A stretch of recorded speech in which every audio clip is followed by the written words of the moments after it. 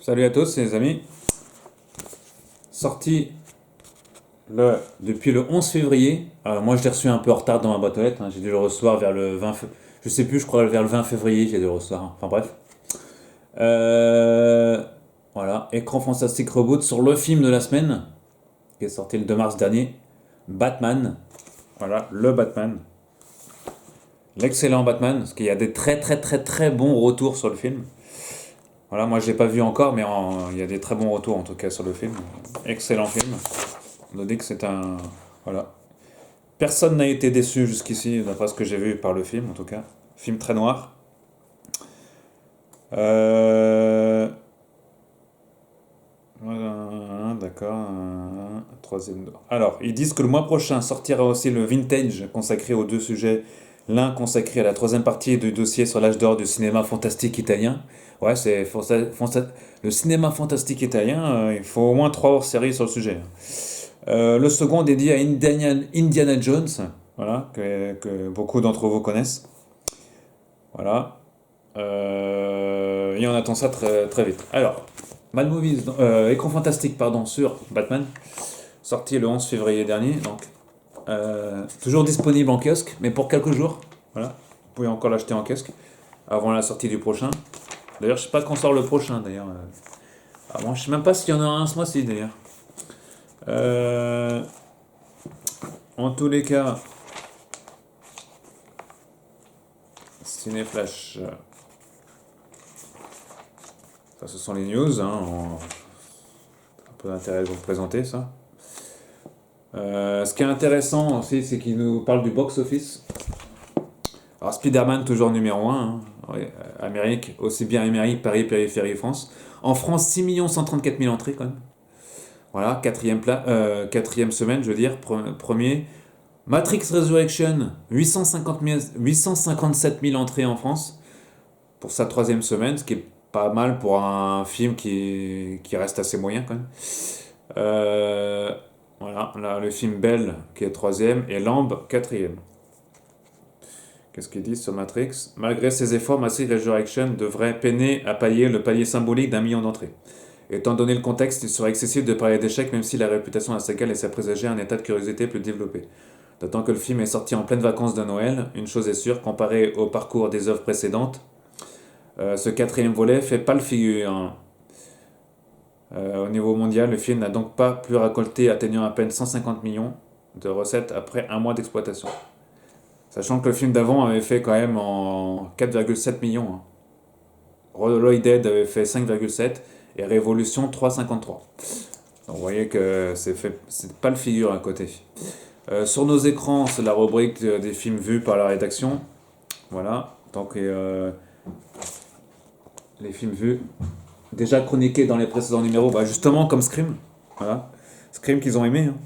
Hein, Scream, voilà. Il débarque 11 ans. Ah ouais, 11 ans après le 4 et 25 ans après le premier opus. Ouais. Euh, voilà, donc en tout cas, sorti le 12 janvier. Ouais. VOD, film, il sort directement dans les systèmes VOD. Voilà, donc Amazon, Netflix, hein, entre autres, Shadows aussi, c'est le truc de l'horreur là. Beaucoup de films indépendants. Hein, voilà. On y vient à The Batman. The Batman, sorti le 2 mars. Voilà. Donc il nous explique en gros ce que c'est. Voilà, sans l'avoir vu pour l'instant, ce qui est sorti. Il n'a pas été présenté à la presse, ça va vraisemblablement. Parce que je vois pas de critique sur le. Ah si, il a été présenté à la presse, il parle quand même du film. Donc, un film bien différent à mi-chemin de super-héros, d'accord, quelque soit. Enfin, c'est un film assez noir. Voilà. Ils reviennent sur le Batman au cinéma. Donc tous les films de Batman au cinéma, il y en a pas mal. Jusqu'au film de Nolan et The Dark Knight aussi. Zack Snyder, Justice League. Parce que Batman apparaît dedans aussi, bah oui.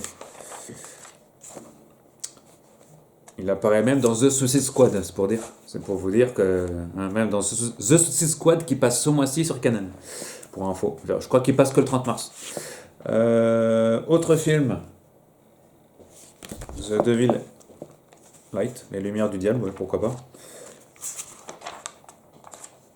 Actualité, The Power, l'hôpital et ses fantômes.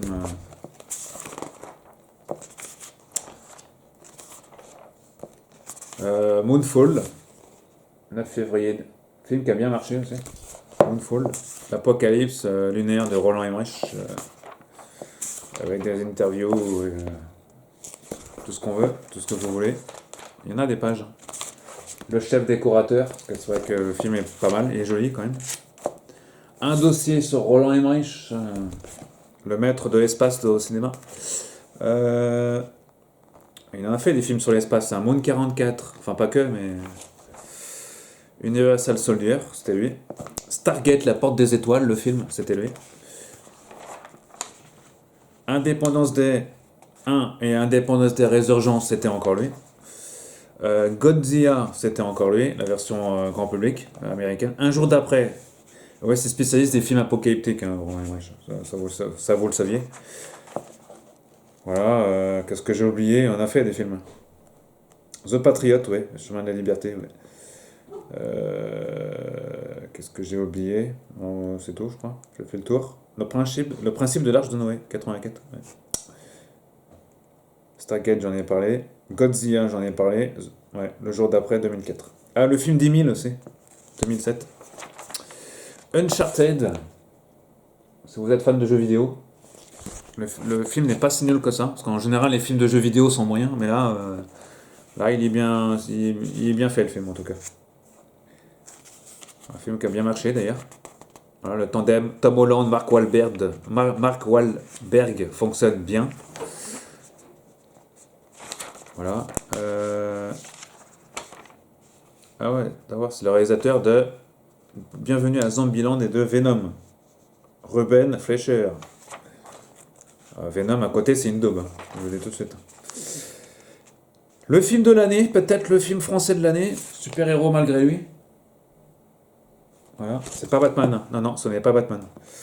Philippe Lachaud, le grand geek français par excellence. Celui qui avait fait aussi un film sur hommage aussi au manga aussi, à savoir à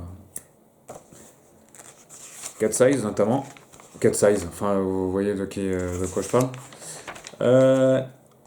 Là, bon, Philippe Lachaud, Nicky Larson, voilà, ça me revient. Nicky Larson, évidemment, il avait fait un film hommage à Nicky Larson d'ailleurs. Excellent film. Voilà, film consacré. Ouais, ils ont eu la Batmobile dans le film aussi, ouais. Super-héros malgré lui, sorti le 9 février au cinéma. Excellent film. Je vous conseille fortement de regarder. Les sorties DVD. Bon, je passe, il y a tout. DVD bourré. Venom. Est sorti déjà. Halloween Kills. Le film, ce film-là. Alors, qu'est-ce qu'il dit sur mon film préféré de ces 3 derniers mois? Suite directe d'Halloween. Sorti en 2018, nous replonge en pleine nuit du cauchemar sur les traces de Michael Myers, laissé pour mort dans le sous-sol de la demeure en flammes de Jamie Lee Curtis. D'accord. Il est mortel. Hein. Tandis que cette dernière est conduite grièvement blessée vers l'hôpital le plus proche, Myers s'estirpe des ruines calcinées pour décimer une escouade de pompiers avant de s'en prendre à des retraités lors des séquences de violence sanglante assumée. Entre aller-retour aux origines de mal et poursuite du présent carnage initié dans le précédent segment, le scénario joue la carte de la surenchère gore permanente en y adjoignant des scènes de foule hystérique, renvoyant à celle des villageois s'en prenant à la créature de Frankenstein chez James Whale. Une telle hécatombe mécanique finit par prendre son attrait à force d'empiler les cadavres par douzaines, en s'éloignant malheureusement de ceux qui caractérisent le cinéma d'horreur et celui de Carpenter en particulier, de ce qu'il y a de plus viscéral, sa capacité à susciter la peur. Voilà, c'est la critique. Ils ont quand même mis 2 sur 5 pour le film. Voilà. Man Movies a été plus tendre sur le film, je crois. Voilà. D'ailleurs, le film est parrainé par Mad Movies, d'ailleurs. Il y a l'autocollant en bas de Mad Movies, là. Voilà, bon. J'avais pas vu le film au cinéma, donc voilà. Alors, euh, voilà, donc, partie livre, on a Satoshi Kon. Satoshi Kon, il est où? Ouais, non, c'est pas là. Il est là. Satoshi Kon, hein, qui je vous rappelle est décédé il y a quelques années maintenant. À qui l'on trouve Paprika notamment. Millennium Actress, Perfect Blues, le film Ken. Voilà, ils ont sorti un bouquin. C'est Julien Cévéon et pas Cévénon. Ils ont fait une faute de frappe. Spécialiste de films japonais, animation, tout ça. Voilà, qui a écrit le livre, pardon, le livre, qui rend hommage à Satoshi Kon. Et c'est pas le premier livre qui rend hommage à Satoshi Kon, il y en a un deuxième qui est sorti aussi. Voilà.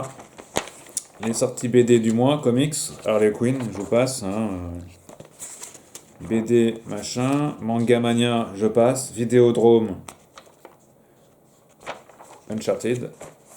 La Corde, série TV. La Corde, série TV. Arte, décrypté par l'écran fantastique. Japan Sings People of Hope. Une autre série télé. À mon avis, ça doit être une série Netflix. Oui, c'est ça, Netflix. C'est coréen, ça, ou japonais. Non, c'est japonais. Nippon. Bah oui, Japon. Une série. Ah, c'est une série apocalyptique, hein, c'est qu'à de le dire. Ah ouais, le Japon disparaît carrément en fait. Ils sont obligés de s'exiler en Chine. Ça promet, ouais. C'est une série, scénario catastrophe. Hein. Série en série. Série en série. Hein, pas de quoi. Gotham. Une série sur Gotham, ouais, ça on est au courant. CW développe une série sur Gotham. Les bandes originales. Fantastica, Brian De Palma. Le maître des illusions. Il en a fait des films De Palma. Pour les plus anciens d'entre vous qui connaissent. Voilà, il a une sacrée. Pour les plus récents, c'est L'Esprit de Cain, Mission sur Mars, to Mars.